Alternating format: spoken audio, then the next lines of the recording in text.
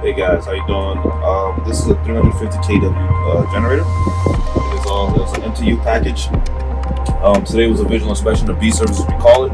I come here and make sure that the coolant is up to par, oil is up to par, batteries are load tested and holding charge. I come make sure that none of the hoses are leaking, and make sure that none of the upper hoses or anything are getting too hot or leaking. Make sure all the insulation is on all the exhaust parts.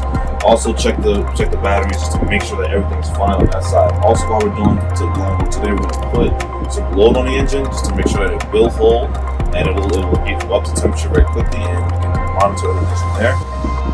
This is the smaller inspection, but when we get to the bigger inspections, our A searches, that's when we change the oil and filters and things like that. And we're doing a little bit more intensive inspection of the engine just to make sure, like I said, everything is in optimal shape for when the customer needs it.